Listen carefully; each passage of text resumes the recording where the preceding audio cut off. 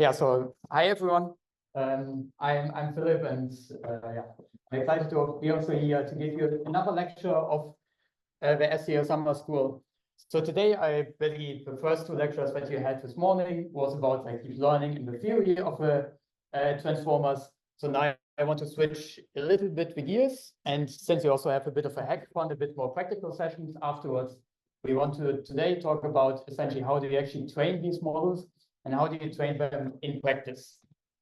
And one key part, basically LLMs, as you know, also at the moment are being always scaled bigger and bigger and bigger. More compute resources are being thrown at it, but it's not as simple as just saying, well, I can train it on one GPU, so let's train it on 100 GPUs and it will be 100 times faster. There's more behind it, what you have actually to do, how to do it in practice, what technical aspects are behind it. And that's essentially also the talk today about. So very shortly about me. So I'm a PhD student here at the University of Amsterdam, mainly working on generative modeling, causality, and reasoning. My experience myself from basically scaling things came mainly from internships. So for instance, at Google DeepMind, I mainly worked for the Gemini project in the pre-training team, where essentially this whole thing comes really to shine. Basically, how do you train these models efficiently and at scale? And besides that, basically, I do a lot on the checks and flags department. So I think most of you are more familiar in PyTorch based on the reviews we had, but essentially also JAX is like another framework that I like quite a bit. So I also try to sometimes teach a bit about that.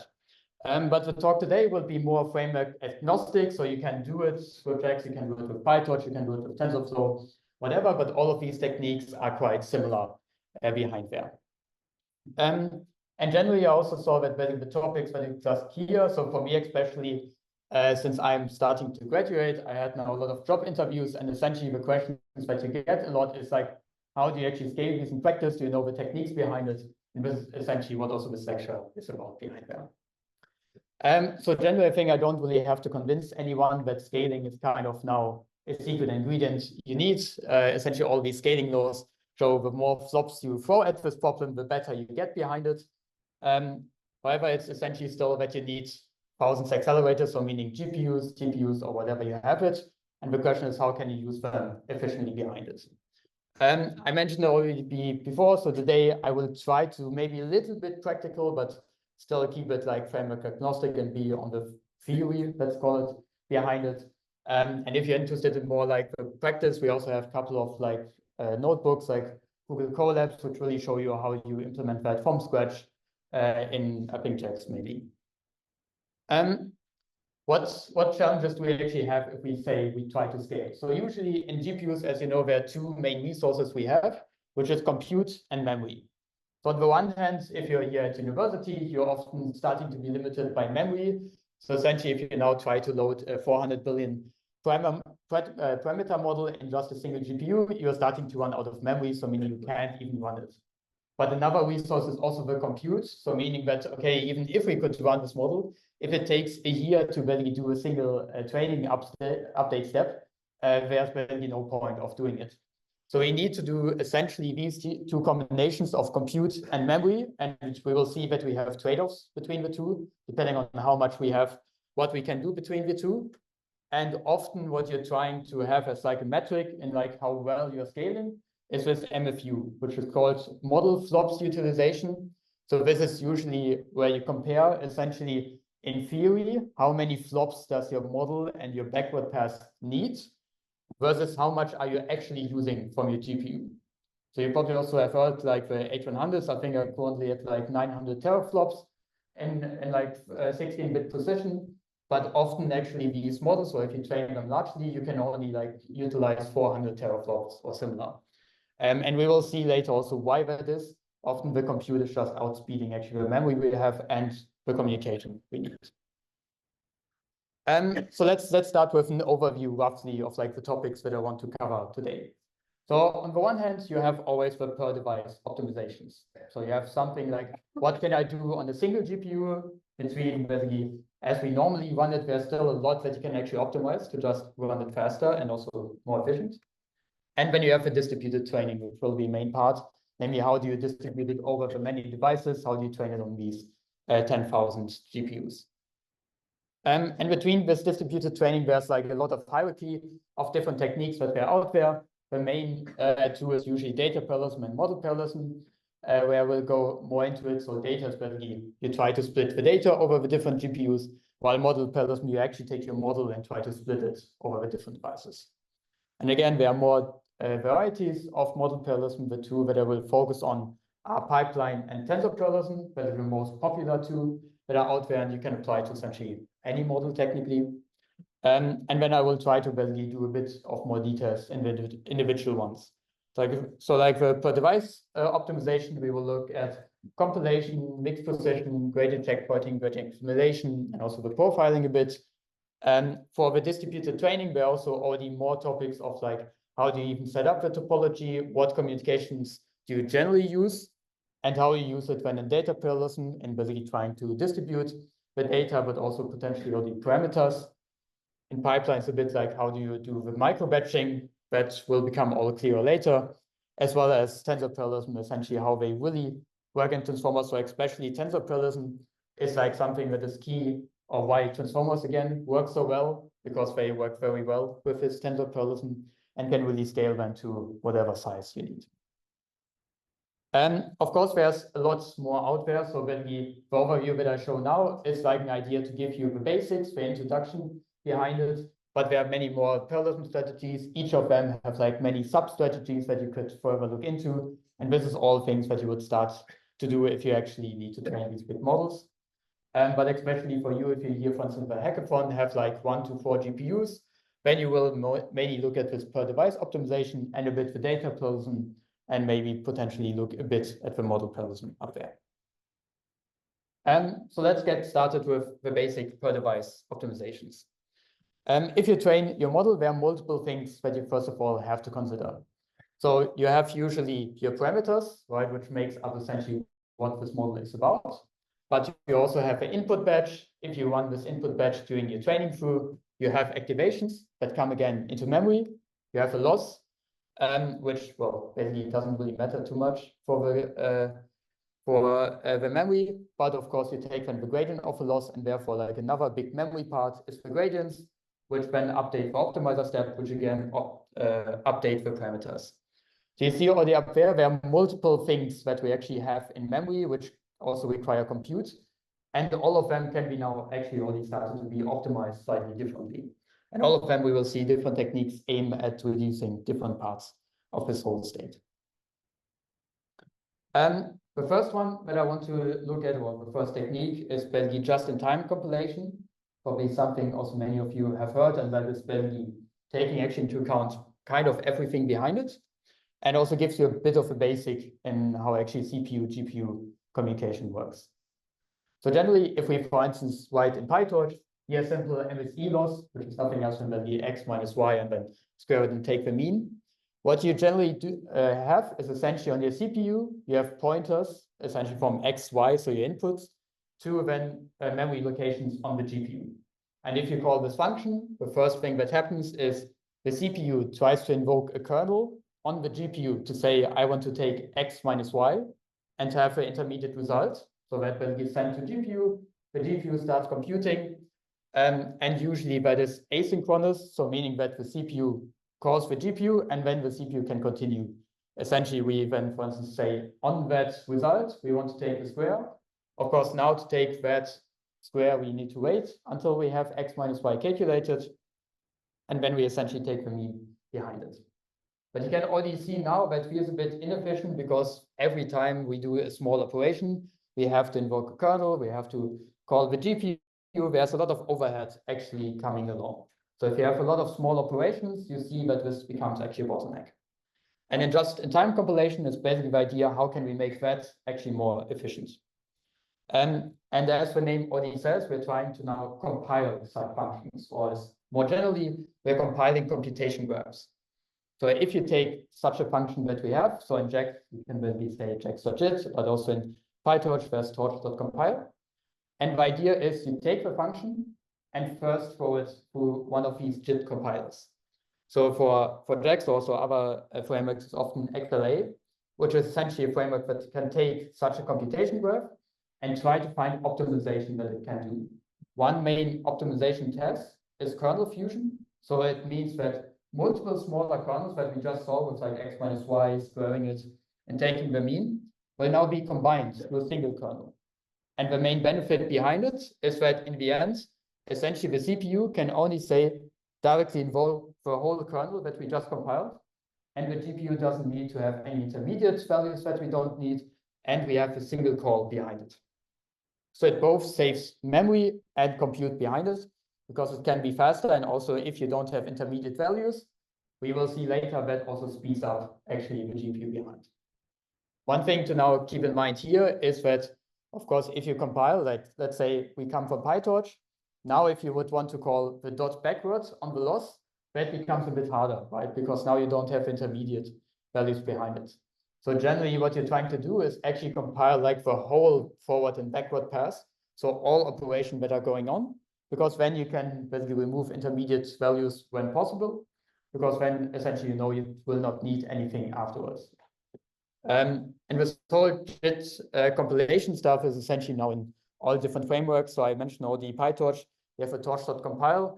There's also the lighter version of a compilation, which is the CUDA graphs in PyTorch, which essentially just means all of the kernel calls that you're doing, you're already finding out initially and then doing it once to the CUDA device.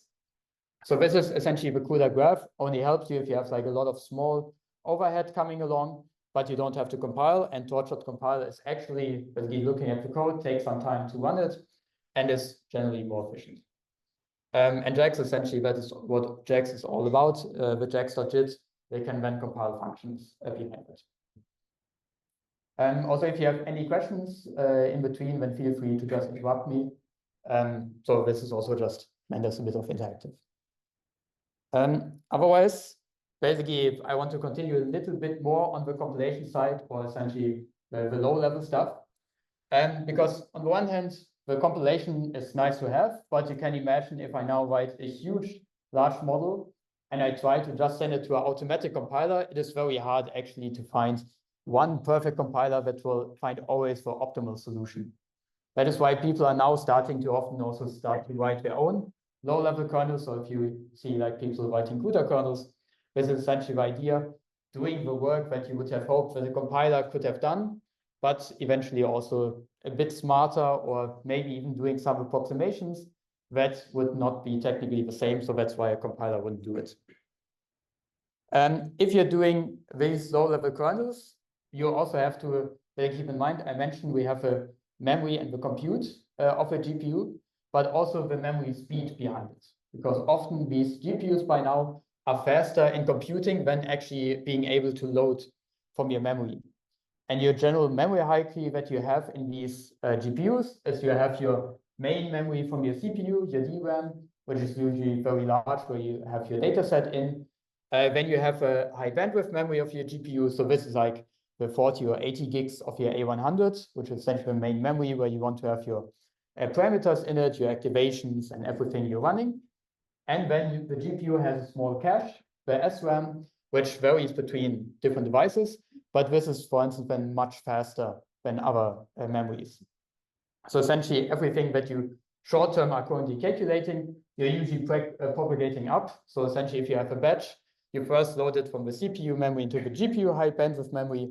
And then when you need it for operation, you load it from the high band memory into your SRAM. And if you try to write now these kernels, it's also the question of where this is all about. Also just basically a small also hardware setup is just that you are aware of where these memories really live.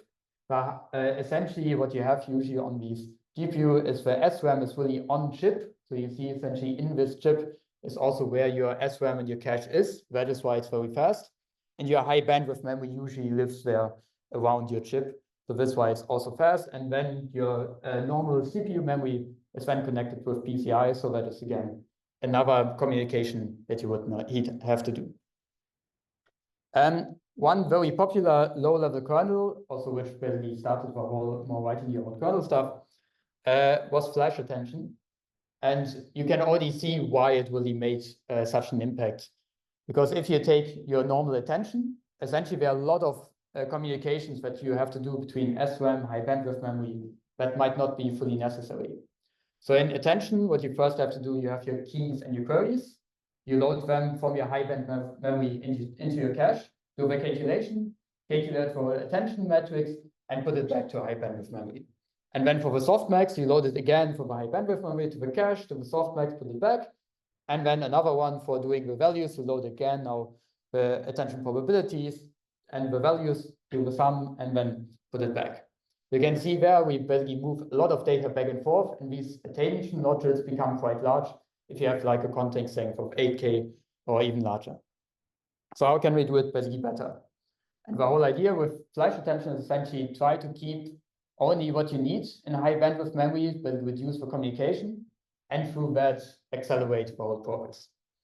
So on our high bandwidth memory, we now have stored like the queries, keys, values, and outputs that we had before.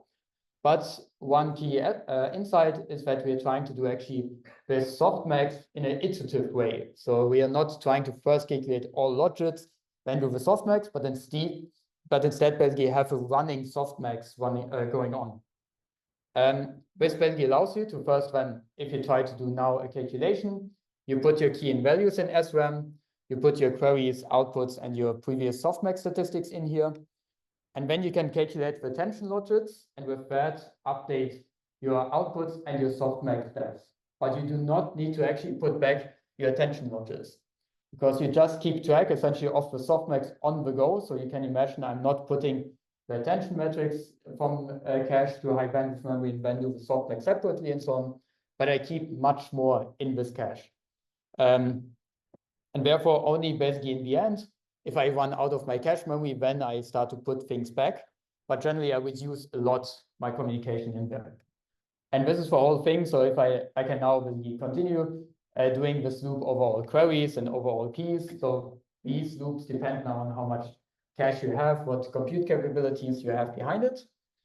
But the whole key part behind flash attention is simply keeping things that you don't need in cache and then forgetting about it afterwards. And in the backward, you can recalculate it, which is all for you to do basically more calculations. It is faster because you're actually bottlenecked by the memory normally. So that's also just essentially a small recap of the things that I said. So really in the backward, you recompute the attention metrics behind it, and you can get a huge speed up by that, depending on what you had before. So if you already did some JIT compilation with JAX, so if it's rather small, you find that potentially something like JAX already uses something underneath that resembles it. But then if you take like a default kernel in PyTorch, by now it's also flash attention behind it to just speed it up. But generally, it's still good to know essentially about these things. Also mainly because all of that, essentially, if you start to allow for writing your own kernel, this opens up this hardware lottery that we actually essentially have going on at the moment. Like transformers are really winning because they are so easy to implement, because it's essentially just matrix products that are so nicely already in CUDA. But if you write your own load of the kernels, something like Mamba becomes now suddenly also viable, which natively, if you implement it, would be way slower and therefore not viable. So it's quite also important, even for larger models, to consider such low-level things.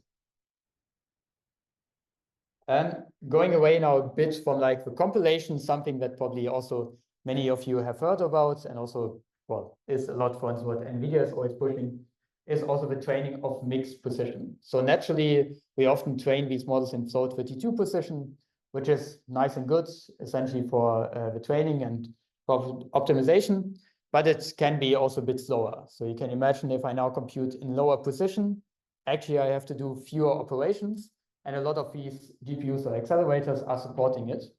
So therefore, we want to use lower precision, not float 32, probably something like float 16 and similar, to just speed up our training as well as saving memory, because lower precision means, again, lower storage that we need to take. And there are some different floating point formats out there. So float 32 I already mentioned. The classical one is then float 16, which just reduces both the range and precision of your float 32. However, a much more popular one by now is the bfloat 16 for the training. The bfloat 16 has basically the idea of we want to keep the range of our floating point operations, since in your networks you might have very large values or very small values and you want to keep track of them, but we are okay with having lower precision behind it. So if it is maybe 1.0001 or just 1, we probably will not care about it. But if it's 1e-6 or 0, that is the difference for us. So that is why often you see now b float 16 as an alternative, which just has the same range as float 32, but a lower precision behind it.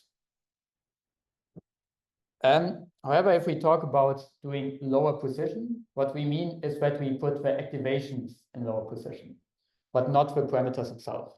Because we know that in the parameter space, for instance, if we have a learning rate of 1e-4, we take gradients, which are again probably quite small. And you can imagine taking a small step in your parameter space and then having low precision, you probably end up with like a gradient update step of 0, which is not really what you want.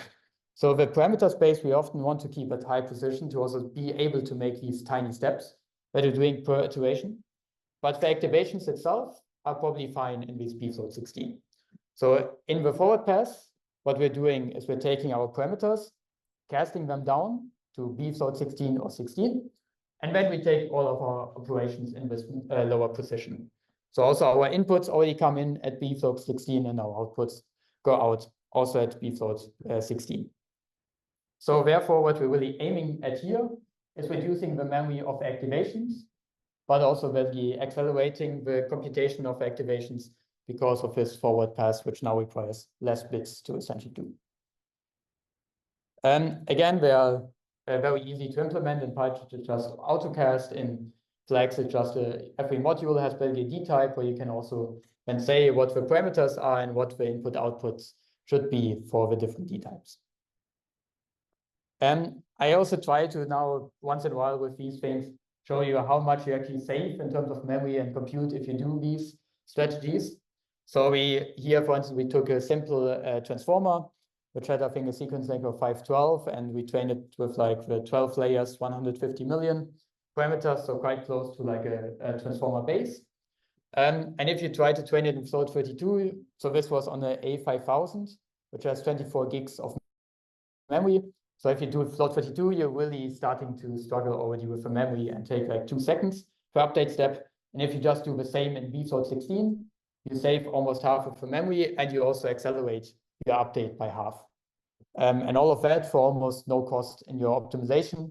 So generally, you often see that these things actually are quite stable, even in b float 16.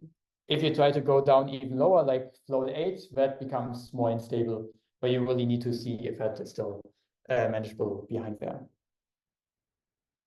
However, there are some caveats that you have to take into account. So float or b float 16, as I mentioned, has low precision. And one case where that can really show up is if you have to do reductions over a large sequence. One example is attention softmax, where you essentially, let's say, for instance, I have one value which has a probability of 0.9, and then you have like 100 values which have like a very small probability behind them. And if you now would sum basically a very small value to a big value in b float 16, it would be basically 0 what you add. So you just stay with this one big value, and it's actually not doing the reducing that you wanted to do. So for these cases, like in attention, you often see that actually before the softmax, you convert it back to float 32, do the softmax, basically making sure you have a large reduction in the high accuracy, and then convert back to b float 16 if you want to. Therefore, it's also there may be some other operations where you can see it is often with these reductions behind it. Sometimes you can also get away without it, but there have been basically also some papers on it that if you do it like, especially with float 16, you can run out of your range or out of your precision behind it. So better still try with b float 16 or maybe with float 32 and see if that is still stable behind it.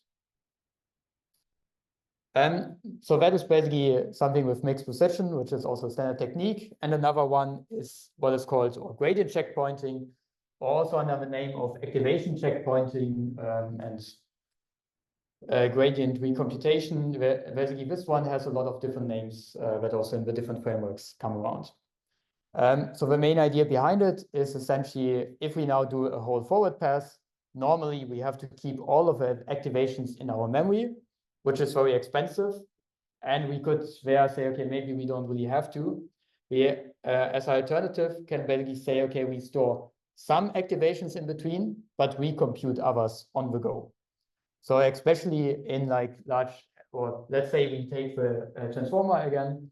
If you have an MLP, these MLP layers in between, you can imagine we take basically a smaller hidden size, scale it up by 4, do a dropout, do an activation function, and then scale it down. There's a lot of memory that we actually require for these big hidden sizes suddenly. And the compute that you have to do for that is actually not that large in comparison, especially like an activation function. If you do something like a JLU, it requires a lot of memory, but very little compute compared to like a MATMAL behind it. So that is why like gradient checkpointing has the idea we trade that. We free up our memory as soon as we calculate our forward pass. And then when we come back doing our backward pass, we just recompute the whole things because they are very cheap to compute. So we don't really waste much of time, but we save a lot of memory behind it because we don't have to store all of the activations on the go. As an example, so here now again with the beef thought 16 already with a mixed position. We already optimized it a bit. It had like a 8.8 gigs of memory. And if you do gradient checkpointing, you essentially at least half the memory. And often what you are almost just left with is your parameter and your optimizer state. Because the, your activations is quite small, but your step per second is also going up. So you see now from 0.7 seconds that we took for a step, we went up a little bit, like 25%. This varies, of course, in like what you recalculate, how much you do it, and so on. But often, like what you can say is gradient checkpointing is one that you can use if you really run out of memory, but you trade a little bit of compute for it. So like at university, we often still have to use gradient checkpointing, especially for that, but also in industry, it is something that a lot of people are using because of this huge reduction in memory that you have behind it. The key part behind it is also that you should check basically which layers, how to remat, because this is essentially a key part of like how long it actually will take in between and how much memory you save. In transformers, the general rule, what you're doing is you're checkpointing the MLP and the attention usually separate. So essentially you can imagine what we're doing is in between these two residual connections, this is where we store then the activations. And if you're really still running out of memory, you can potentially remat or do the gradient checkpointing across the whole block. So every input to a block is being saved, but then both the attention and the MLP has to be recomputed, which would potentially add again a bit of time on top of that. In PyTorch, again, this is very easy with torch.uses.checkpoint, which is maybe a bit confusing. This is not checkpointing the parameters, but the gradients. And in JAX, it's basically called jax.remat, which is for rematerialization, so essentially recomputation of these gradients behind it. An alternative to gradient checkpointing, which is also probably most of you have heard about, is gradient accumulation, which has the idea that we might not want to basically save up memory in between, but rather split the batch already on our forward passes. So if we now have, so for instance, a batch here of 64, what we might want to do is we first take half of a batch, like a batch size of 32, because that fits into memory. So we run it through our model, do a backward step, save the gradients, and then just before we do the optimizer step, we do the other half of the batch, the other 32, going forward, going backward, adding the two gradients of the two steps, and then doing the optimizer step. So you can imagine this is nothing else than saying, well, I delay my optimizer steps. So instead of updating after each tiny batch I'm doing, I only basically accumulate all my gradients after 4, 8, 16 steps, and then take like a big optimizer step afterwards. And the reason why you still are interested in doing such a technique instead of doing an optimizer step at each little tiny mini batch is because otherwise like your gradients are way too noisy. Essentially, you would be starting to jump around a lot. And when accumulating like gradients is still much better, especially these large models need like multiple millions of tokens as a batch size, such that you get basically a very good gradient signal. And basically doing that as a single one might be also a bit tricky.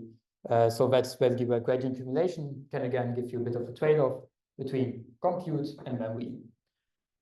One thing to note, however, is that one thing you have to add to it is the gradients that you have to store between these different steps. Because after you do your first mini batch, you have already gradients that you cannot update your parameters with yet. That means this is already memory that you have to keep. So if you have a small model, that's not a problem. But if your model is basically very large, such as that the gradients are already very large to store, this might not save you as much memory as you had hoped to, because this again saves activation memory, but not gradients or model parameters behind it. As an example, so actually all of these numbers that I showed you before was already with gradient accumulation behind it. That was, I think, with a gradient accumulation of 4. And then basically if you remove it, you see that your memory is increasing. In that case, actually our memory is not increasing that much compared to basically scaling the batch size by 4, simply because we still have a rematting going on and our model was already now kind of the biggest memory part in there. And if you look at like the seconds per step, as long as your small mini batches that you send through per gradient accumulation step is still getting 100% of a GPU utilization, you don't lose too much in your update steps, in your speed. But if you now do, for instance, a forward step with a batch size of 1, these numbers will very suddenly go quite bad, because then essentially your GPU is not really utilized and it just wastes a lot of flops that you're not really doing.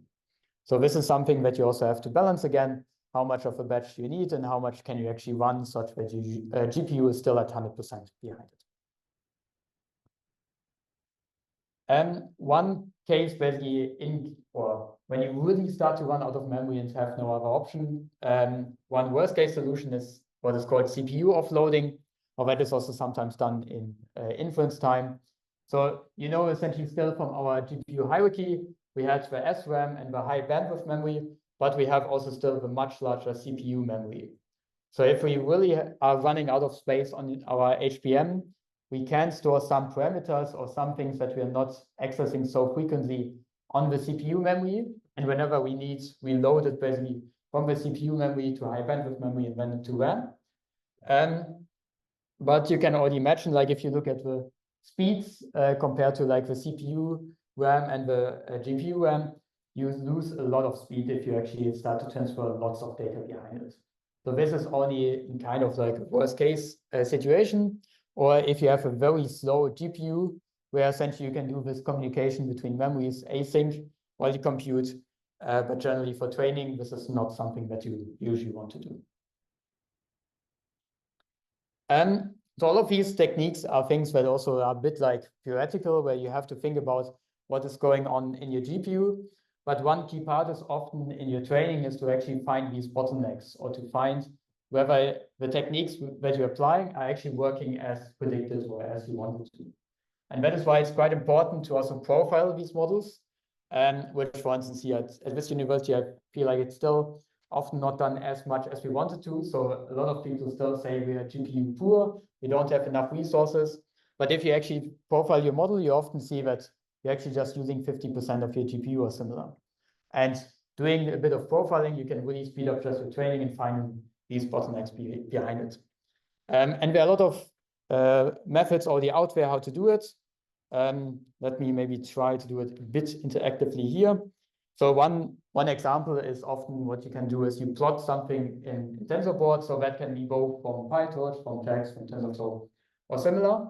You write essentially out everything that's happened in your model. So every GPU, every CUDA kernel call, and every memory. And essentially then in something like a TensorBoard, you have then an option that is called a profiler. And this profiler has, for instance, here different tools. The one that I show here is, for instance, the memory viewer. And what it shows you there is essentially from start to finish of your forward and backward pass, how much memory is my model using at which time and so on. So you can already see here, I'm actually using a model that is using remat. So this is the gradient checkpointing in between. And it tells me we are using 3.9 gigs. But you can already see here before we did anything, we are using 1.7 gigs of our memory. That is probably our parameters. So that is already where you can check what is going on there. And then we just do our forward pass, as we predicted, basically the forward pass starts with memory. Then in our backward pass, we also essentially need to add even more memory, right? Because we start to calculate the gradients. But we start to, once in a while, free up some memory in between, simply because we do this gradient accumulate checkpointing. So there will be some coming up free. And what you can also do is basically, if you go lower here, you find essentially all of these different tensors that are taking the most memory on your GPU and can now inspect also is, for instance, the mixed position working as you wanted to. And if I go through these buffers here, essentially here on the left, what you can see is it says, okay, I have a float 32 tensor of size 12, 1024, and 4096. Which tensor is that? Well, this is essentially your MLP blocks. So we have 12 layers in our transformer. We have a hidden size of 1024 and an MLP expansion of 4, which then gives you exactly this weight tensor that you see here. And this is basically a tool which is good to also check, is everything that you expect correctly? And then you see if I basically go further down, you start to see some B16 tensors, which is basically our mixed position of our activations behind it. But besides also the memory, as I mentioned, we always want to look at the compute. So that is where, for instance, the trace viewer comes in nicely, where, for instance, here, what I tracked was 3 training steps. Let me put that away, which you can see here with basically the names of train step 1, 2, and 3. And all of them have basically many sub-operations that are going on each GPU. If we take, for instance, here train step 2, if I zoom in a bit further, what you will see is essentially I have I have one big while loop over it, but I have here 4 different blocks. And these 4 blocks are essentially my gradient accumulation. So I use a gradient accumulation of 4, and that I can also see in my operation that this is indeed happening. And in each of these gradient accumulation steps, I have essentially a forward pass, which is here the JVP transformer, which again is a while loop of 12 layers. And then I have here my backward pass, which takes naturally longer per layer. And again, we can go even deeper into every single block. If I just open it up a bit further, what you see, for instance, here is I have my MLP. So these are now my MLP layers in between. And you see something that is called like VMAT and checkpointing. So that, again, now you see that actually my gradient checkpointing is working as expected. It is recalculating the layers that I want. And as well, basically, you can see here the attention is doing a similar part, such that you can also find basically which operation takes now how long, what is my bottleneck, are the things working as expected. And essentially, you always want to see that all of this is very tightly packed, because that means you're really using it in between as you need to. Another case is also where you always want to check is between your different training steps. Are you waiting, for instance, for any batch to still load? So if I, for instance, have a very slow data loader, you see suddenly there's gaps coming up, such that you can also debug them. And generally, as soon as you start to have multiple GPUs, that is a very good tool to now see how these different things communicate, if you do it also efficiently or not. So generally, I would also recommend, if you really feel like you don't have enough computes, first profile the model to make sure you're actually bottlenecked by computes and not just by basically a bit of inefficiency behind it. Okay. So basically these tools, there are also many other tools behind it for profiling. TensorBoard is just one of them that you can visualize it. But all of them have basically similar ideas. You want to look at the memory and the compute, making sure everything runs efficiently as you want to. In basically, again, both of them, you can just start to write out a profile in PyTorch, just the profiler, and in JAX is also basically starting a trace, which is essentially exactly the trace you see down there. It's basically that. So in summary, this is essentially the part that I wanted to do on the per device optimizations, to show you essentially the speed ups that you can get if you really want compute, is both like compilation, mixed position, and writing your own low-level kernels. And if you run out of memory, something like gradient checkpointing and gradient accumulation comes to that, as well as CPU offloading. But all of these you trade, again, memory and speed. Something I didn't discuss was essentially you can also get lower memory usage by using different optimizers.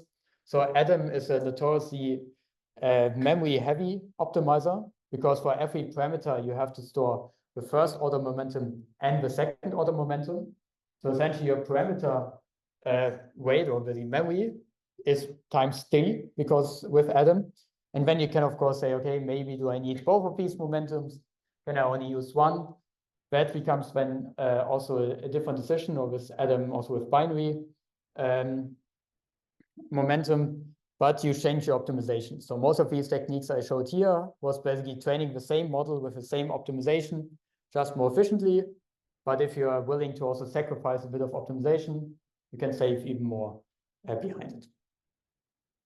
Are there any questions regarding this per device optimization so far? Okay. If not, then we can basically go from like a single GPU to now seeing how do you actually basically go to the distributed training to essentially using multiple GPUs if you're starting to really run out of compute on a single one. I want to start with data parallelism because that is anyways the first one that you usually try, and the first one that probably also many of you might have already done. And it's quite simple from idea. So we usually have this model on a single GPU, but instead what we want to do now in data parallelism is we duplicate the model over every GPU. So every GPU has the same model, but I split my batch over the different GPUs. So if I have a batch size of 8, now in a GPU configuration of 4, I have a batch size of 2 per device. And then all of them basically run forward, backward, and we synchronize the gradients afterwards. So in an ideal case, you can now imagine this could technically get 4 times the compute or the speed from a single GPU, because all of them can run as much as possible independently of them. In a bit of a computation pipeline, how that looks like is you do a forward pass of each of these GPUs independently. You do the backward pass again independently. And then you do this synchronization between the gradients. This is essentially the step that you now have to add because you have these different GPUs going on. And after you synchronize the gradients, you update your parameters. Essentially, this is the whole standard backward and forward pass, except that now we also have to synchronize the gradient between these different devices. So that after the update step, all of the GPUs have the same model again. So every training step you have essentially the same model. However, this basically image is not fully accurate because you can already see, well, this would probably waste a lot of compute, especially in this synchronized gradient step, because we just have to wait until the communication is over. So instead, what most frameworks are also allowing is asynchronous communication. So what I'm visualizing now here is essentially a model with 4 layers.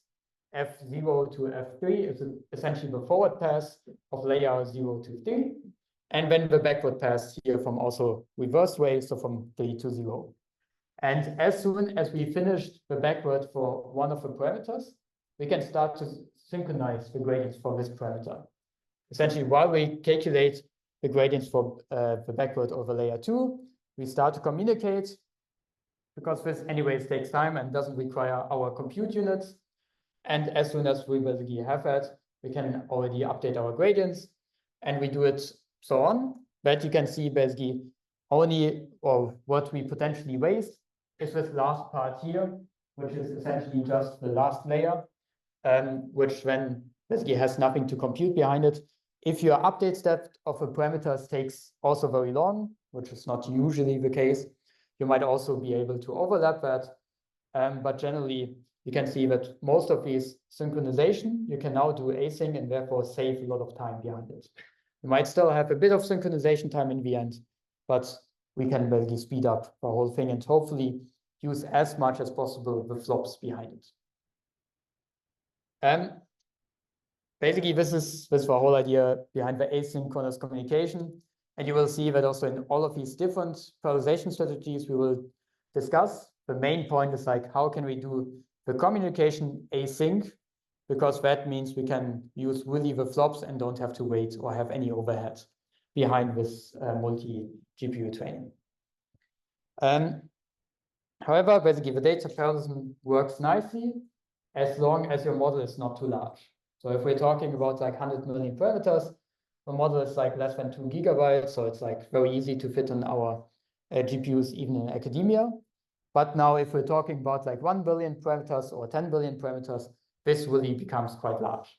So alone, the parameters, if we would only store it in like 16 bits of a beef float 16, we start to already have like a lot of memory on the individual devices. So if you have like a 24 gigs device, these things can suddenly take all these 16 gigs of your device memory, such that you have no space for your activations. And essentially, you will not be able to run with a large batch. Your whole thing becomes very inefficient, since essentially you have to use a very tiny batch size, cannot use the maximum flops, and so on. So before we go to model parallelism, there's a small trick, basically what in data parallelism people are using, and that is called basically sharding or fully sharded data parallelism, FSDP, where the idea is that your parameters up there are actually split over the different devices. So let's say I have a large weight matrix. Essentially what I do is now I say, okay, if I have 4 GPUs, then each GPU holds 1/4 of this parameter. And before I do my forward pass, I gather all of the different parameters of the different GPUs, then build basically together this weight matrix on my GPU, do the forward pass, and can basically then forget about it again afterwards. This now reduces your memory per device for the model by 4, or depending on how many devices you have over which you do that. And a key point also behind it is that actually now your optimizer parameters are also split like that. So if you have, for instance, Atom or similar, you now store only 1/4 per GPU here, which means when, let's say, if I have really a cluster of 32 GPUs, I start to reduce my memory for the model per GPU by 1 divided by 32, which becomes very small. So you can see that as I start to scale my cluster, I can also now use larger models simply because I can shard it like that. However, this has, again, a slight drawback, or depending on what configuration you have, namely that you need to gather these parameters before you can do a forward pass. Gathering the parameters is, again, a communication overhead. So especially I can only start my first layer when I have gathered the weights of the first layer. Depending on which layers you then scatter and in what way, this might be, again, an overhead. But as soon as I start to calculate layer 0, I can already gather my parameters for layer 1, for layer 2, for layer 3. So again, I can try to overlap it to have it async behind it, such that usually there's a little less of that going on. Now also if I do my synchronizing of the gradients, there I also need to make sure that essentially I only forward the gradients of a part of the parameters that each GPU needs, right? Because now I don't need that each GPU has like the full gradients, but instead in the end I just want that each GPU has like the part of the gradients that it needs to update its own parameters that are currently on there. So that is why it's basically called a scatter, which we'll see later is essentially this communication strategy behind that. This whole thing becomes a bit more interesting if you also add now something like gradient checkpointing that we've seen before. Because if you now do gradient checkpointing, you also basically gather the weights. And after you've gathered the weights, you don't even keep them till the backwards. So with the standard fully sharded data parallelism, you usually gather the parameters on the left and keep them until you actually also have done your backwards. But if you do the rematching, you basically also forget usually your parameters after you have done the computation, forget. And then in the backward, you have to gather again the parameters before you do your backward step, because then you have to do the recomputation behind it, and essentially then also scatter your gradients afterwards. So all of this, now you can see already our communication overhead is becoming more and more behind it, because this becomes quite heavy also in the backward step. And therefore, it's quite important to also know actually whatever cluster you're training on, how fast are these communication links that you have. Because the faster the communication links are, the more you can start to play around with it, and the less you have to worry about the cost of the communications. But especially here in academia, if you have situations where these devices are not that well connected, that become very quickly an overhead, and that you see in your profile. So that's usually where you start to profile, and then you might see basically your GPUs are waiting while gathering the weights, or for instance, while scattering some updates. So you need to know basically what to optimize or where the bottlenecks are. And the whole fully sharded data prism is also known under different names. So one name that is also very popular is the zero optimizer, especially in like libraries like DeepSpeed. Essentially, fully sharded data prism that I just showed is the last zero stage. I'm not sure anymore if it's like 0, 0 or 0, 2, the different stages that they called it. But you can also do it again, basically different grades of what you shard and how much. So with the standard FSDP shards all parameters, gradients, and optimizer states. You can, for instance, say, okay, I want to keep my parameters actually on each GPU. For instance, to keep it very quickly in the forward pass, in the backward pass, and just scatter the gradients afterwards. Especially if you say these parameters can live in bfloat 16, because my update step can be then done with float 22, which each GPU has. Or you can also say, okay, I can actually all gradients and keep them also on there, which is, again, another thing that can save a bit of compute, but increases the memory. And basically our baseline is just the standard data prism, which usually is too heavy in terms of memory if you train large models. So generally, basically data prism is very good if you just have like a few GPUs that you want to use. Generally, data prism is quite good in having low communication costs. So although we have to communicate still quite a bit, you have seen that the forward pass and the backward pass can be, excluding now the FSDP, be done independently, and we only have to synchronize our gradients. And the sharding can still be used if you really need to reduce your model footprint. But it's still usually what you start to see if you now have like 100 GPUs. Data prism is not really able to give you the good memory or the flop utilization that you want, because each device still needs to run the full model, which starts to have a very small batch size, so quite inefficient. And also, if you try to do now this fully sharding over like 100 devices, you can imagine actually my communication between these 100 devices starts to take quite some time. So therefore, you start to really break down also in that case. That is why basically there are more, or where we will go to model parallelism, where essentially as soon as you start to have larger models, larger than, let's say, probably at already like 4B or 7B, you start to really need your model parallelism. But before we go there, I shortly want to talk a bit about like distributed training in general, like the device communications behind it, because they're like small operations that we have to do, which basically are both in pipelines and tensor parallelism, which are kind of key strategies behind it. Are there any questions regarding data parallelism behind it before we go there?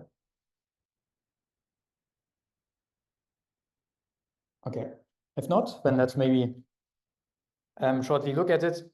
So like 3 key communications that you usually do in these models are an all-gather, a reduced getter, and a p-permute. Usually, like in something like PyTorch, in a library, you see many more operations behind it, but they are often basically been a combination of just these 3 things that you need. Essentially, the all-gather is something that we have already seen, namely in our fully sharded data parallelism, which is why here you start from essentially a tensor which is distributed over your devices. So if I have here tensor X, it is distributed over the 4 devices. Device 0 has the first number, device 1 has the second number, and so on.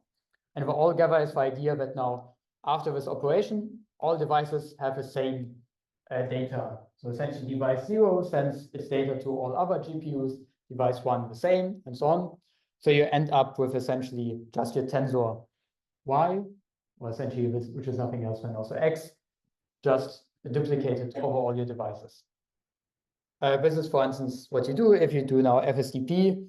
We start with something on the left, where our parameters are now distributed over the devices, and then we gather and get basically each parameter on each device. There's also basically the reverse operation, which is essentially you start from a duplicated tensor and you actually want to scatter it. So essentially reduce, or with scattering, you usually do a reduce operation. So for instance, one classical one is the reduce sum. So you essentially sum over all of the different devices. So for instance, the blue number here, we sum all together, but we want to store then this number not on all of the devices, but instead just on one device. So essentially, device 0 should then hold the sum of the first part of the tensor, the second device then holds from the second part, and so on. This operation we, for instance, use if we now synchronize the gradients in FSDP, because that is like the reverse operation of altogether. So you can already imagine actually what these two operations are, is that if you do in the forward an altogether, the backward looks like an all scatter. And if you do in the forward a scatter, the backward actually looks like an all gather. So these two operations basically are at the heart of many of these and go back and forth between them. Another one which is quite important and is used quite a bit is the p-permute. And again, even with the p-permute, you can implement the two previous one of the scatter and the gather, which some people are actually using. So the p-permute, basically the main idea behind it is that you have a round-robin communication. So your device 0 is basically sending its output to device 1. The device 1 sends to device 2 to device 3, and device 3 basically makes the ring complete to send to device 0. So all of this basically shifts its all thing by 1. And you can now already imagine if I do a p-permute here 3 times, I actually do it all together. Because if I always continue to shift the last thing that I just received to the next device and keep that in memory, I end up with actually having shared everything with everyone. And the p-permute is especially efficient if you have something like a ring topology in your devices. So if I have 4 devices and I basically connect them in such a ring fashion, I can use now a p-permute to optimally communicate whatever I need across of these devices. Because the key part with like GPUs, for instance, or the newer GPUs now have a bandwidth of overall 900 gigs per second, or basically that is usually split in the 2 directions of 450 gigs. And you now need to decide basically how you split it over different GPUs. So if I have a 8 GPU cluster and I now connect each GPU with each other, I basically have to split my bandwidth divided by 7, basically to divide over all of the different GPUs that I do. But if I instead do one ring, basically each GPU is only connected to 2, then I have now a much larger bandwidth per device. And I can much quicker basically, for instance, if device 1 needs something from device 0 just quicker, that can now communicate very quickly. So I see actually build up my tensor, while if I would have basically full topology connected, that becomes much slower. So that is why a lot of things like, for instance, GPUs in Google are often designed in such a grid, or for instance, in also a twisted grid in there, because then you can use these p-permute communications to very efficiently communicate it. And we will see actually later how you can use this p-permute trick to also do something like tensor parallelism very efficiently behind it. So generally, just also your communication strategies or which operations you do depend on the topology, depend on the hardware that you have available. And good compilers, for instance, could technically also choose whatever communication that is currently the best behind it. But you can also design it yourself depending on like how low level you want to go. So with that small communication strategies in our back of mind, we can look at different model parallelism strategies. And one very popular one is the pipelines, where you see again our p-permute actually coming through.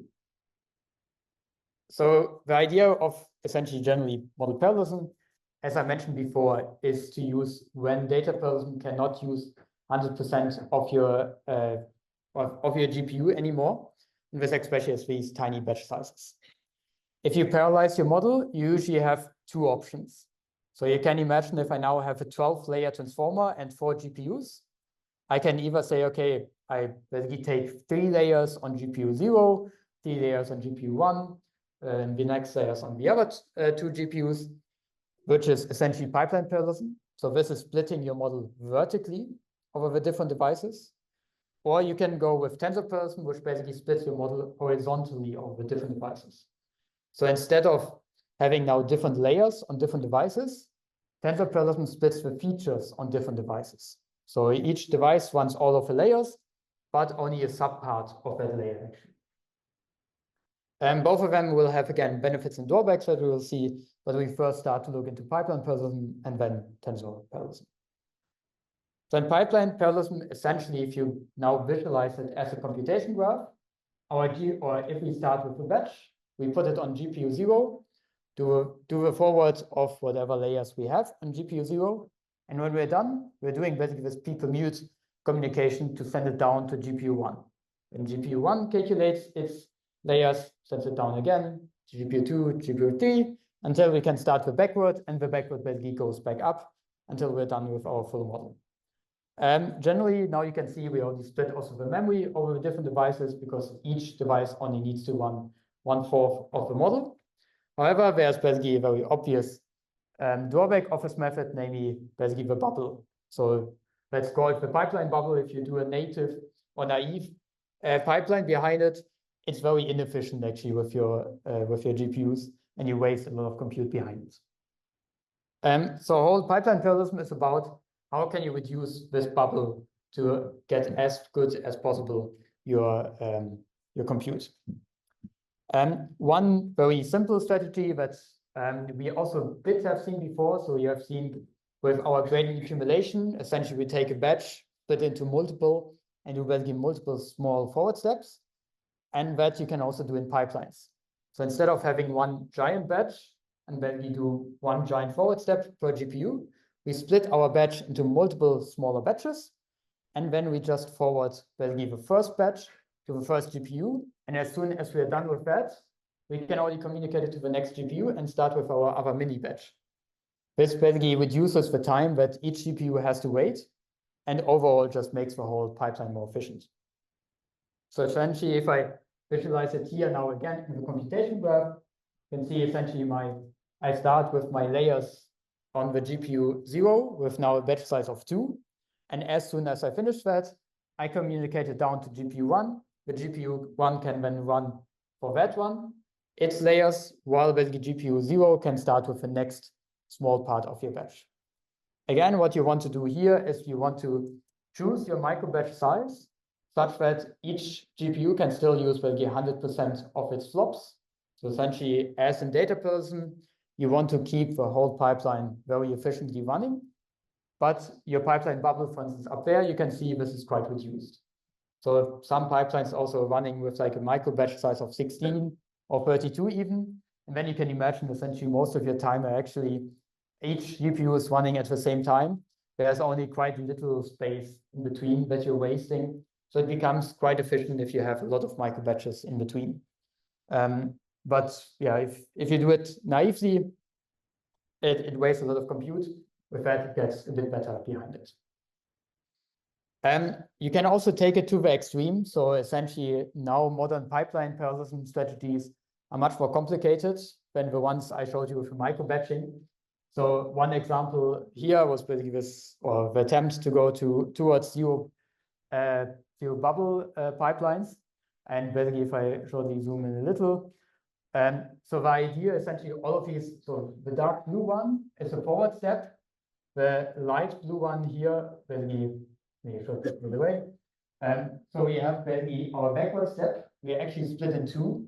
We have a backward step for just basically our features to propagate through, and a backward step for our weights.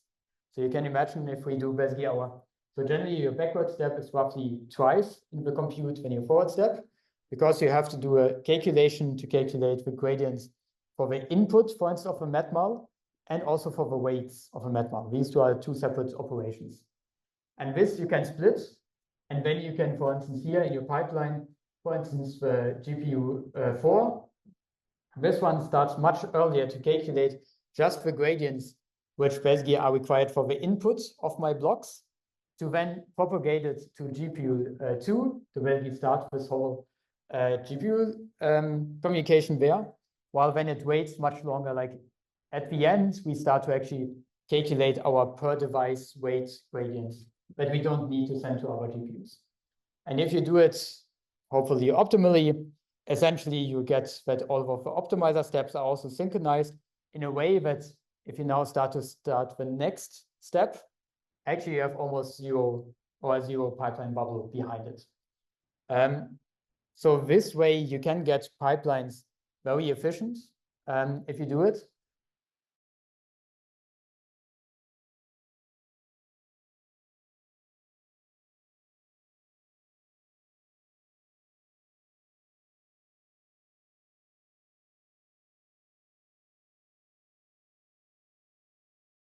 Always identically fast.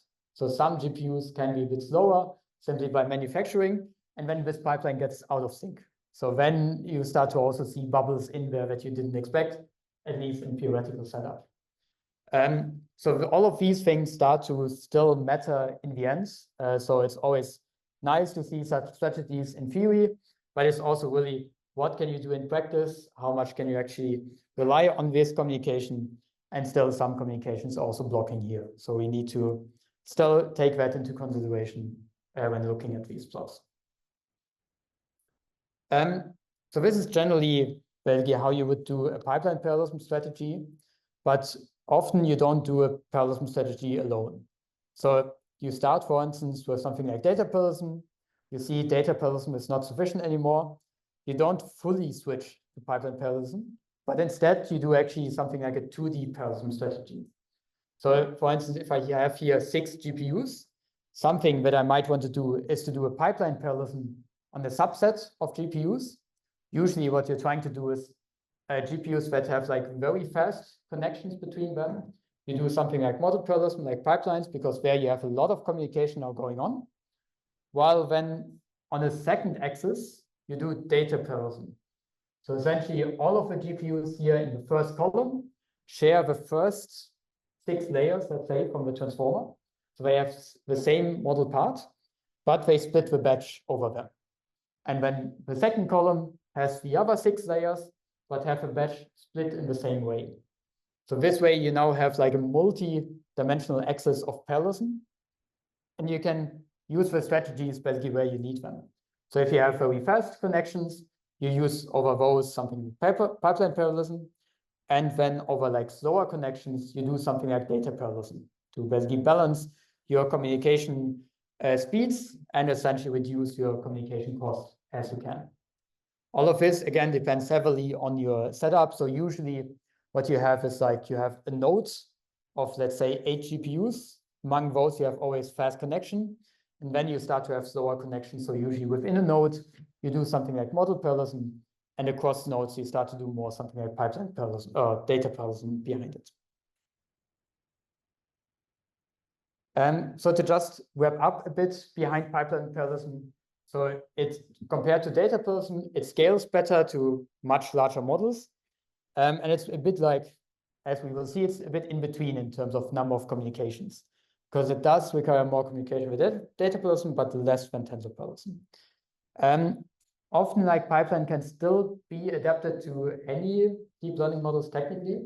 So let's say like transformers are very nicely to do, but also something like a UNet for diffusion models could be technically generalized like that. However, you can imagine that becomes much harder because each layer actually has different compute behind it. So it's a bit harder to do that. And really to do it very efficiently, you have these handcrafted schedules that become a bit tricky. So this is essentially about pipelines. So looping pipes that I also have down there is essentially just a different strategy of how to do it a bit more efficiently, which trades communication with essentially speed or reducing a pipeline bubble. I didn't show it here in detail, but essentially that is yet another strategy behind that there. What I want to focus a bit more on is like tensor parallel, because this is really where the large models are currently going on and something that you might also see in practice. So in that case, we'll look a bit on like the async strategies behind it, and especially also how you do it in transformers behind it. So as I mentioned, in tensor parallelism, the strategy is to split over features instead of layers.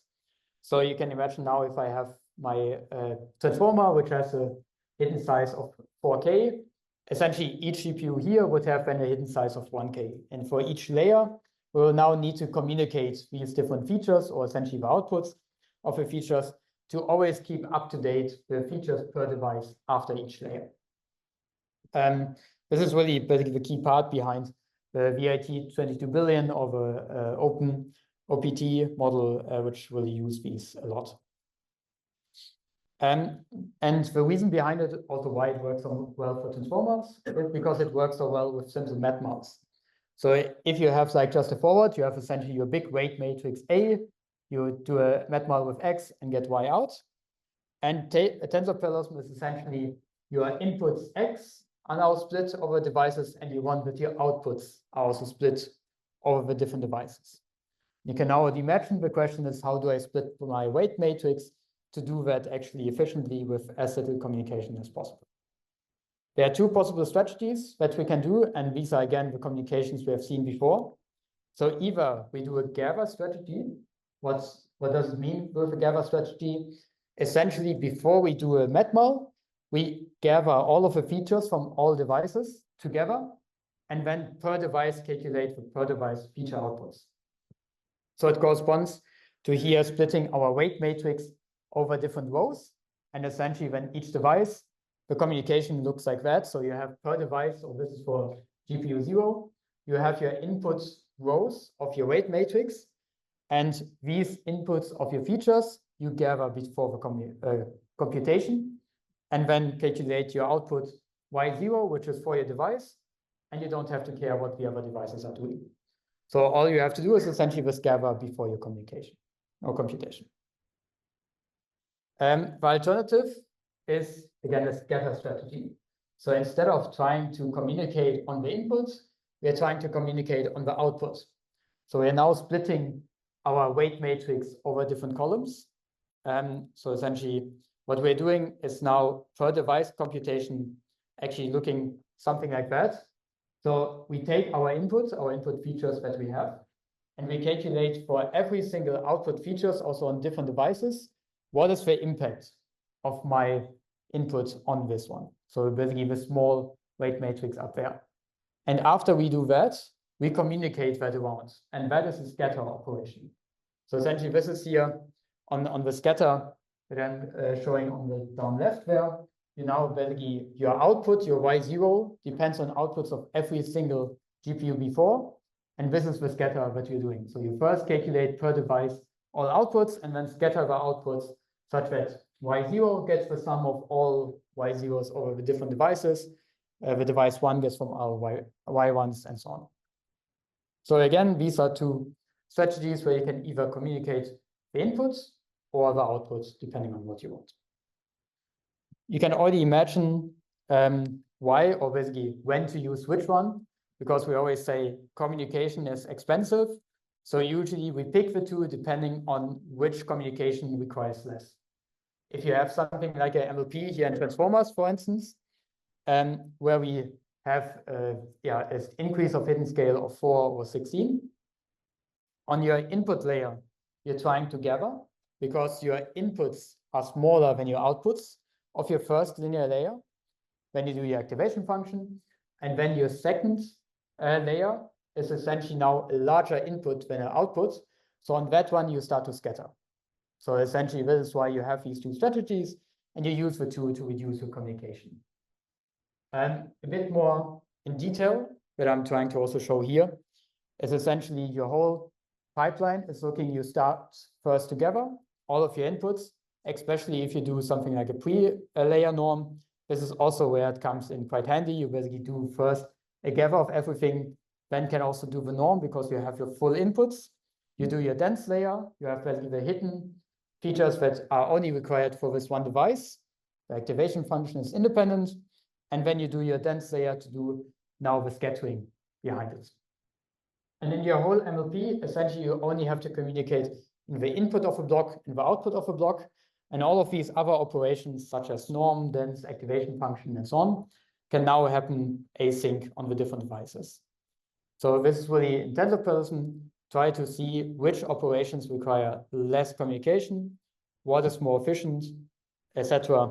So this is again really trying to find the right spots for it. In transformers, there's of course also the other layer, namely the attention heads. And this is actually very simple to do in tensor parallelism, because in attention, we have a different attention heads. And all of these are already independent. And we have only whether we start from the same features, and we, in the end, combine them with a single output layer.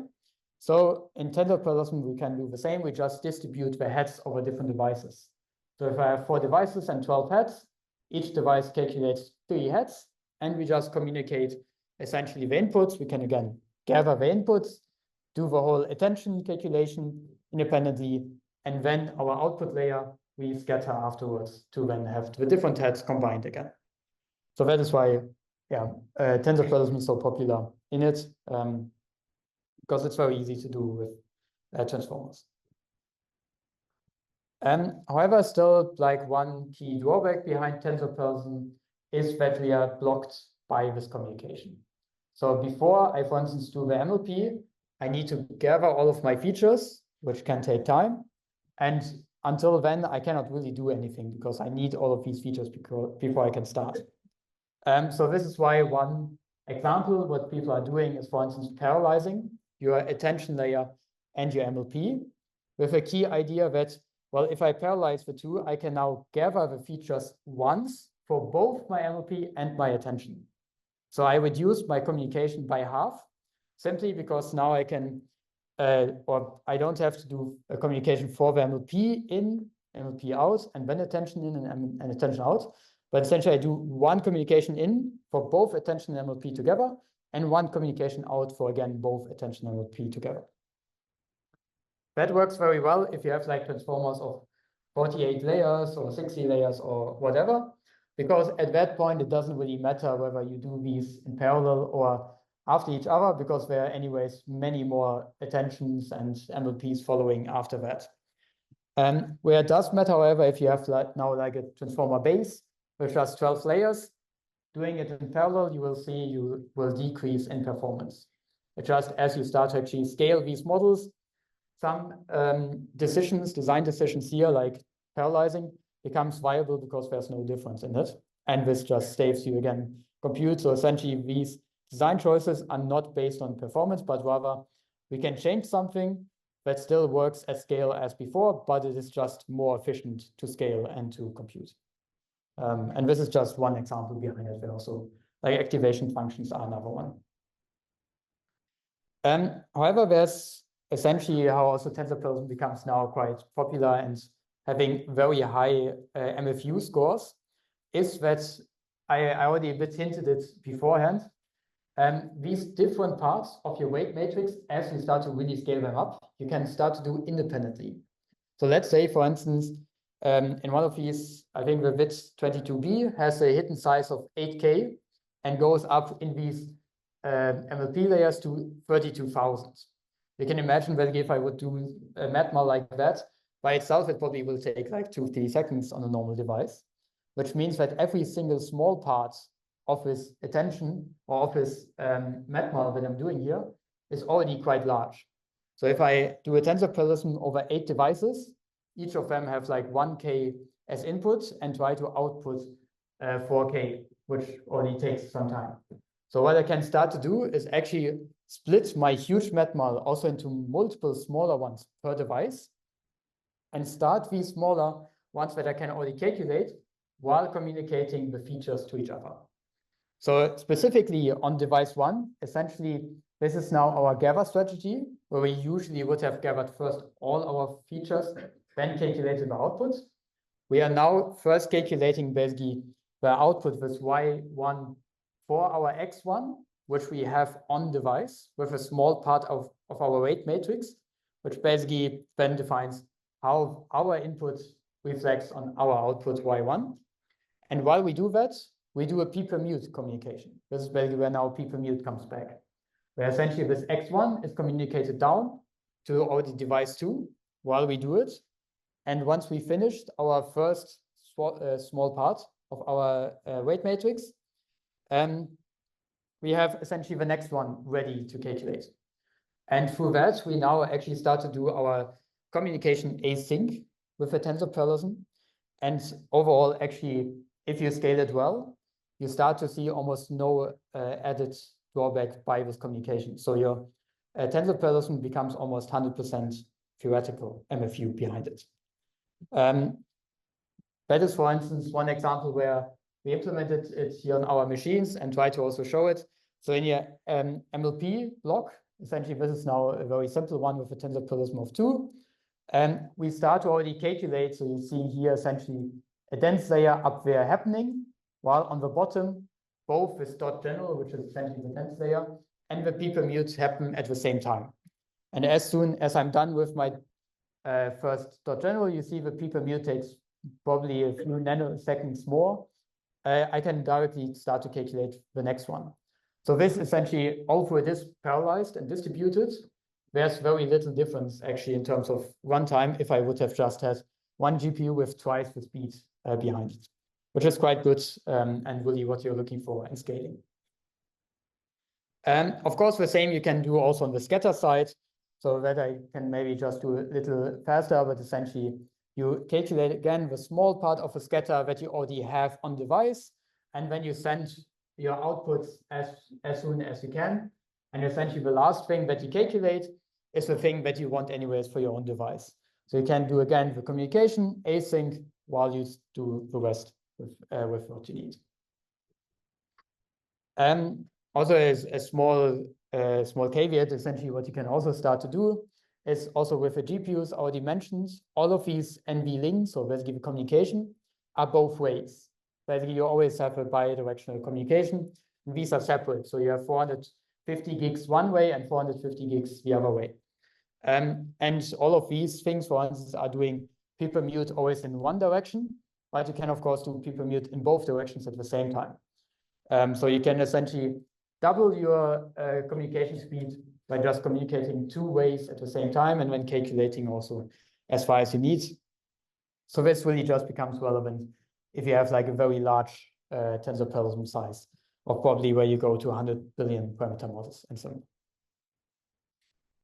on. So to wrap up basically this tensor parallelism side, so this is really what you need to scale up to very extreme models with like 100 billion parameters and similar. And it is also only working very well if you have very high bandwidth communication.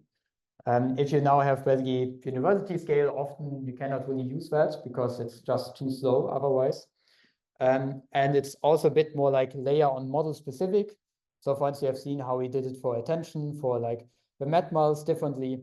So if you now get a new model, you need to also think about how you can do it now very differently. But it generally works quite well, both with also the other strategies behind it and generally with transformers as well.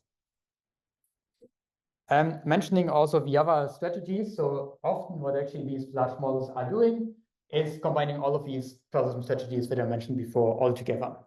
So you often have tensor parallelism at like the core as like the smallest thing. So if I have like one node, I do, for instance, tensor parallelism between the GPUs, which have the fastest connection within the nodes. Then I start to do pipeline parallelism across like a few nodes which are well connected. And then I do potentially like some data parallelism with fully sharding across additional ones beyond that. So for instance, also in Gemini, they started to use data parallelism across different data centers even, which means that there you have even slower communication, but that is possible because of that. And potentially also use a bit of async data parallelism, which I didn't really cover there, but it becomes basically another key part if you really want to scale to multiple data center scales that you have. And one small thing that I also wanted to throw in, because that was actually a very nice case study that NVIDIA published, I think like a few weeks ago, 2 or 3 weeks ago, of a Nemotron model. And this was, for instance, a 340B model, which was trained on 768 H100 nodes, so of 8 GPUs each. And there they also used a 3D data or strategy. There was a tensor parallelism size of 8, a pipeline parallelism access size of 12, and the data parallelism of 64. And if you basically, this map here is like all of the GPUs that was there. So the tensor parallelism was basically running up there in a corner of like each of these small rectangles of 8. Each of them was running a tensor parallelism. Then you have a pipeline parallelism, which is all of these colored different tiles in it. And between all of these tiles, you then had the data parallelism axis. So this is how you distribute now a model over 6,000 GPUs in these different scales and make it run efficiently over it. There are, of course, like also a bit more strategies that you can do behind. So for instance, often by now you start to actually warm up these models by starting with smaller batches. Like once they started with a data parallel size of 16 and slowly started to increase the model as they went on, since then they really needed the larger batches and could save a bit of compute. But also they report here the MFU, so how well actually they use the model flops. And you can see, I mean, 40% is relatively good, but like if you think about theoretical setup, we are never getting close to 100%. So we're always wasting compute on either memory bounds or communication bounds. So you often see like 40 to maybe 60% if it goes very well. And also like iteration time is something like at this scale. You need to think also of different scales of your iteration step. So it's like 10 seconds for a single update step, while probably we are more using like a single second iteration step. So this also just an interesting scaling study where you can see all of these different things being actually in there.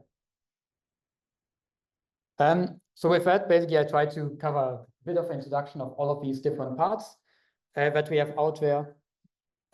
Maybe also a bit of a summary. So if you really do a single device, you have this classical memory and compute trade-off where you have to choose essentially what you can do.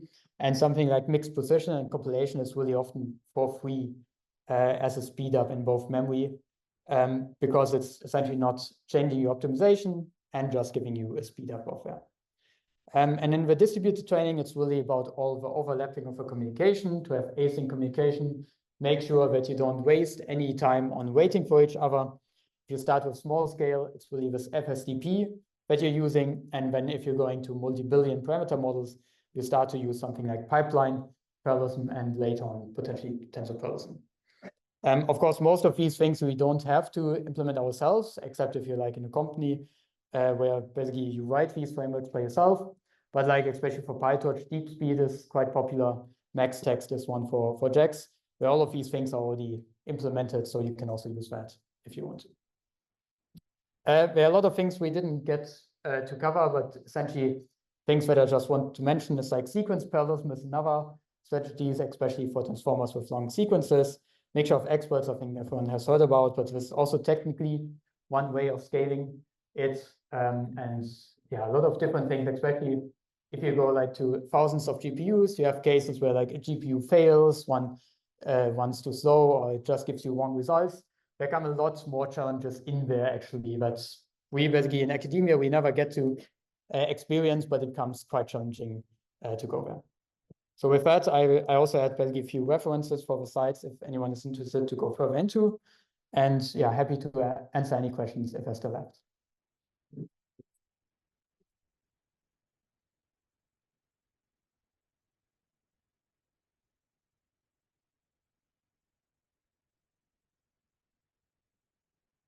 Yes. So most of the studies here are from academia, Mm-hmm. and yeah, the skills that you are describing are quite important.